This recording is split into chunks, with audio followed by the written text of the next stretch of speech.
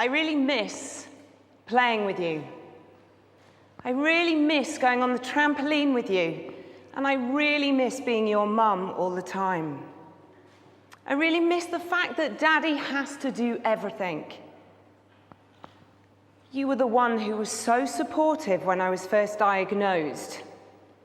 And you were the one who said, "Mummy, don't be sad." These are the words of Fiona. She was 37 years old when she died from cancer, and she had 3 children. They were 6, 4, and 2.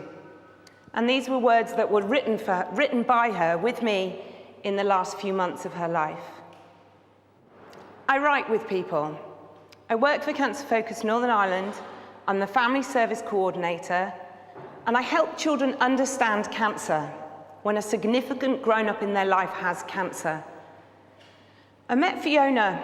Everybody I'm talking about today wanted their story to be carried forward, not only for their children, but for others to learn. They said, "Keep my book.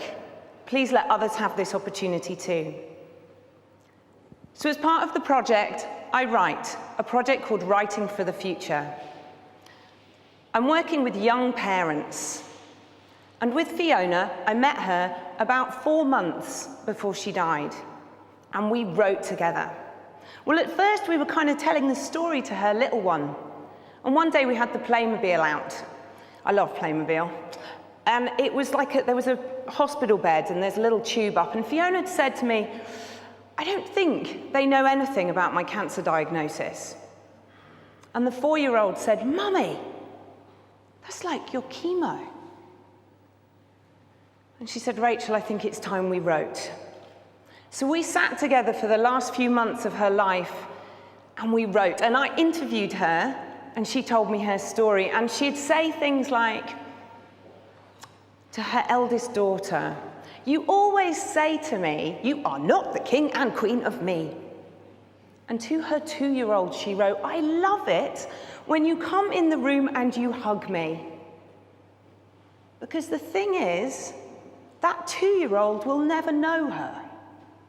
That 2-year-old will have no memory of this wonderful, bright, vibrant, loving mum. And she wrote, "I love being your mum." I think we live through life quite a lot, just living, getting on with it, taking things for granted. I mean, we all talk about that all the time. Oh, we take it for granted, we take it for granted. But when life runs out of tomorrows, what you realize you've got is today. I'm going to tell you about Danny. Danny had 4 children, Sinead, Neve, Finbar, and Oshin. When he was diagnosed, they were 11, 9, 5, and 2. And he was a pretty traditional Northern Irish man. And I think he thought I was a little crazy at first when I said, "Do some writing, Danny." But Jacinta and Danny, his wife, came to me and said, "It's looking grave." And I said, "How about writing? How about doing some writing?" And so I gave him ideas to write with. And he wrote wonderful things for his children, like, "When you get married, the first year is the worst. It gets better from there on in." He wrote, "Go to church. Going to church does not mean buying a bag of sweets and the newspaper and sitting in the car." He wrote, "Tell your mummy where you are." Which is kind of ironic, isn't it? Because he's writing to really small children and their mum's going to know where they are. But when they're 18 and they're 20, they can say, "My dad told me to tell mum where I was." He said, "Hug your mum. Love her because I'm not there to do it." I think we tell people we love them a lot. "I love you" as they go out the door. "I love you" as they leave. "I love you" on the phone. But do we say, "I love you because you're kind. I love you because you make me proud"? When your parent dies and you don't remember them, you need to know they're proud. We all need to know we're proud. I mean, me as a grown-up, I love the fact that my family are proud of me. And the fact that my friends today even have been saying, "Rachel, we are so proud of you." This is lovely Melissa. Her dad, Neil, was diagnosed with cancer about 2.5 years ago. And they came to me at the project and we talked, and they wanted to take the children to just understand them where they were going. Melissa at the time was an energetic, bright 6-7-year-old. And she would bounce into the centre with this joy. And she still does now. I saw her the other day and we were in absolute fits of giggles about something ridiculous. And this is her in the mountains, and I love that picture because she is doing what her dad wanted her to do, which is live. So when they first came to see me, they did not need the writing work. He said, I'm not ready. I don't need it now. But I saw the kids. Melissa came to a group that I ran, and Mark, who was then 11, me and him did some one-to-one. One line that he said to me that sticks with me every day and helps me understand what it's like for these children living with a parent with cancer. He said, I've been studying Winston Churchill today, and the best line I've learnt from this is when you're walking through hell, just keep walking. I think if we don't explain to these children about cancer and we don't explain to them about death and dying, we are ignoring their needs and we're leaving them disempowered. September last year, Neil got very sick and we started writing. Often this job makes me feel heartbroken. I feel shattered, and I would be crazy to say, oh, it's a breeze. Hey, I work with people who die, no bother. It's an honor. It's the biggest honor, and I feel like I have the best job in the world. I feel like I'm so lucky that somebody at the end of their life says, Rachel, I want to talk to you. Rachel, I want you to listen to me.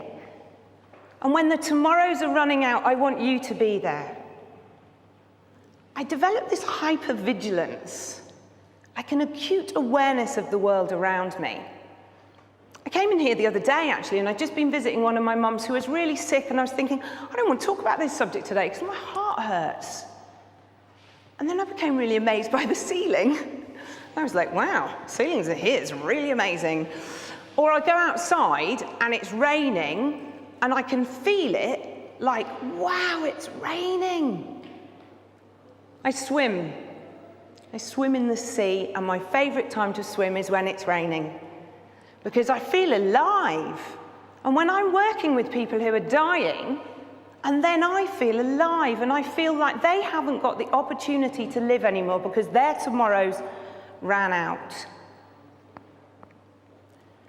Neil and me wrote together for the last 3 months of his life. In September, when he became sick, he said, Rachel, it's time. And we sat together and we wrote, and boy, he could talk. But I learned so much from Neil, so much from him. He said, the last 2 years of my life have been the best 2 years of my life. So he was diagnosed, and then he's facing death. And he talked about when he's not going to be here anymore. How many of us know, this is a bit he wrote in his book, the moment that the people who created us fell in love? He wrote about Melissa, you are so kind. You are so kind. And I think we're told that, aren't we? But do we really know if our parents think we're kind? Do we really know if our parents think we're good people? Do we really know why we're loved?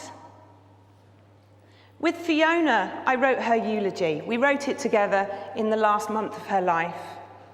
And she wrote at the beginning, I have no regrets. I mean, how many of us could say that? Because we're all worrying about the new car, the new house, the new carpet.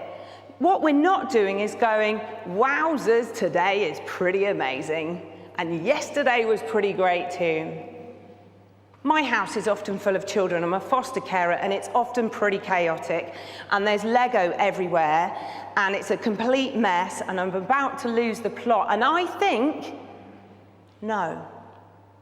Because I will have just left the home of one of the many families I'm working with, and they don't get to tread on Lego anymore.